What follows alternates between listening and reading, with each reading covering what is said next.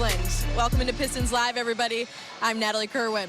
You know, the Pistons, they were trying their absolute best to try and come back in this one. It got down to a possession game, a 10-point deficit, then down to 6. Then, like I said, within 1, but they just could not overcome what the Cavs were able to do defensively, also from the three-point line. And so the Pistons, unfortunately, did fall here 113 to 109. You know, you look at a guy like Tobias Harris that was able to have a great comeback in this one in the second half to try and produce and get something going for this team, but it just was not the case. And with all that being said, to help break this one down and really how that fourth quarter went down as it got so close, we're going to welcome in Greg Kelser from up in the booth. Special K thought the Pistons were going to be able to pull this one out because these games with the Cavaliers, I mean, this rivalry series always lives up to the expectations because these ones are always close. But that fourth quarter, Pistons could not pull it through. Yeah, it was a tough situation that the Pistons found themselves in. They trailed, you know, the entire second half. Were never able to get all the way over the top, but I commend them for the effort to give themselves a chance, and they really had a legitimate chance, and it occurred latter part of the fourth quarter, and they really started to amp up the pressure and get some steals, live ball turnover that they were able to turn into points. But unfortunately, they were not able to get it all the way over the top. That big three that Mobley hit when he was in trouble, Harden going down the lane, throwing it up off the glass, those were big plays down the stretch to hold the Pistons off. But once again, the Pistons demonstrate how difficult they are to put away. They did it last week against Cleveland, and that ended up with a win, an improbable one because Cleveland looked to be in control. Tonight, Cleveland determined not to let it happen again. This time, they were able to get the win, but they know that, you know, the Pistons are just very, very difficult to put away.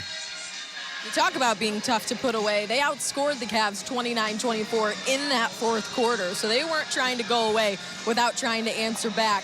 And when you talk about the way they were trying to get something going, coming out of halftime, Tobias Harris had 0 points in the first half, a goose egg.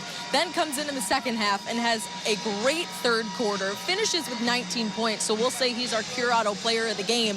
When he checked in what he was able to do, Special K, he was able to get that team going when he began producing. Well, again, they started getting him the ball at the really best spots for him. Most of it posting up. Tobias is very good at working a guy one-on-one. They were putting so much of their defensive energy and pressure on Cade Cunningham. So when Tobias did get the basketball, he didn't have to worry about another guy coming, and he was able to take full advantage of those matchups. Again, I pointed out that you really have to commend a guy who can be out of the offense, if you will, for an entire half, not score at all, but keep his head and understand that there's still another half to go and that he can still be impactful, and that's exactly what Tobias did. 17 of his points came in the third quarter, just 2 in the fourth. But Tobias, you had, for the second straight game on this road trip, a big night producing points for the Pistons, many of them with his back to the basket, as is his custom. We saw, obviously, Tobias Harris trying to make an impact in this one to help keep the Pistons afloat. Jalen Tyson, though, for the Cavs. This is now the second straight game we've seen him. We saw it on Friday in Detroit. Now here again, led the Cavs with 22 points. I mean, he's someone that the Pistons have to start accounting for. It's crazy to see the jump even from last year to this year, but he's one of the top producers in this league in three-point field goals made. So you can see it here tonight with those 22 points too, Greg, as we look at our Xfinity high-speed highlights.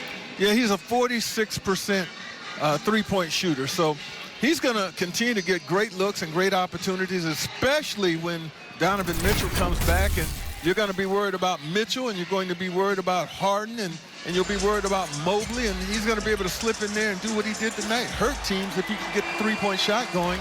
And he is a good three-point shooter. But the thing that I was impressed with tonight was, again, the job that he was able to do defensively. Now, he had help. You know, he didn't do it all by himself, but, you know, Cade Cunningham, 4 of 16, only 10 points in this game. That's a big factor in Cleveland being able to win it. Cade was a terrific passer, had 14 assists in the game. But that was a byproduct of the way that they were defending him. They made it very, very tough. He had few open looks. And, you know, that was a recipe that Cleveland was able to ride to full success. Even in the fourth quarter, Cade usually takes over games. He wasn't able to do it. And I guess at the end of the day, you do have to give Jalen Tyson some credit for that. We'll give Dennis Schroeder some credit here tonight, too. He's a guy I feel like we talk about it. You love him when he's on your team. You hate him when he's not. The way he was looking at the Pistons bench, the way he was able to create and finish here, especially in this fourth quarter. I mean, he was someone that took over as well in our Buick GMC Pro Vision, Greg. I just think that Schroeder, much the way he was last year when the Pistons picked him up. Think about this. The Pistons felt, okay, we're going to go ahead and go to the playoffs, and we want to stay there. So we need to get a little bit more experience in our backcourt. So they go and get Schroeder. That played to the misfortune of Marcus Sasser, who did not get minutes as a result of that. But the Pistons, I felt, were able to not only get to the playoffs, get to the 6th spot, but they were able to give the Knicks a run. And Schroeder played really well in that series. It was a big part of what the Pistons almost did, and that was pull off a stunning upset against the New York Knicks. Well, now he brings that same experience, that same ability, that same poise to a Cleveland team that's loaded. And that's such a luxury. And you're going to see him probably do the same thing he did for the Pistons, be a factor in games during the playoffs. You certainly saw him be a factor tonight. I don't know that they win this game tonight had they not had Dennis Schroeder available. No, he's that perfect impact piece when you are trying to make a deep run in the playoffs. That's exactly why they brought him here. It's exactly why Detroit loved having him on their team last year. Can I add this, Natalie? Yeah, let's hear it. The Lakers got to the conference finals 2 years ago. Dennis Schroeder was on that team, and he was a factor.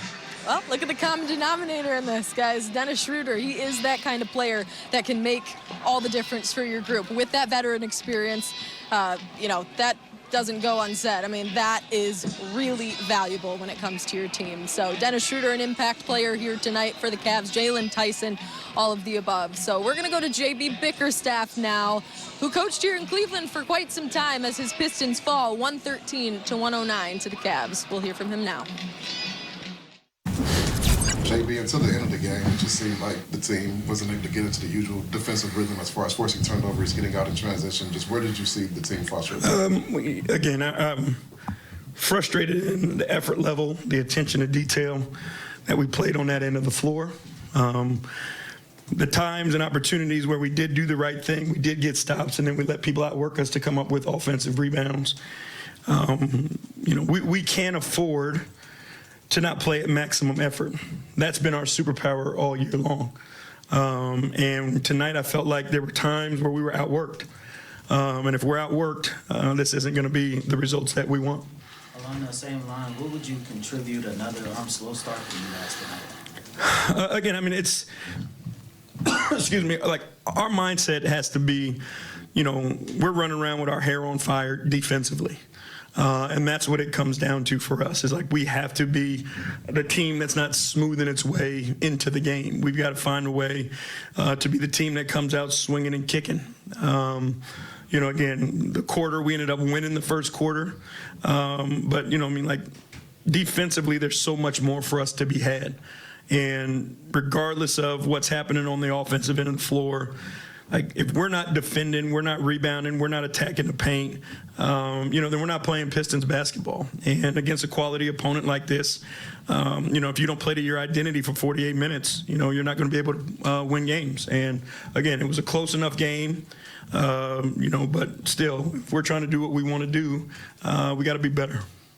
Okay, I think 2 points in the second half. What did you see as far as the defensive matchups of just his ability to get it going tonight? He had 14 assists. Yeah. So he did the right thing. If they're going to continue to send that amount of bodies at him, he finds his teammates. Like that's his responsibility. They put 2 on him. He shares the game. Again, I'm baffled by the fact, that he drives as much as he does, and tonight he shoots 2 free throws. You know what I mean? Like. He's not a flopper. He's not a flailer. He's a downhill attack guy. I'll go back, take a look at it, but it just surprises me as much as he drives that he only shoots 2 free throws tonight. 16 points and 4 steals for Asar Thompson. Can you just speak on what you've seen from him over these last 4 games? Yeah, he's getting where he helps us most all over the floor. 6 assists, 6 rebounds, 4 steals. He's the complete package for us, on top of the 16 points. So understanding how defenses are going to guard him, where he can still be impactful. But, that's his game. He's well-rounded. He does a lot that doesn't always go into the stat sheet. But, again, he's elite at what he does, and he's just getting better and better. Appreciate you.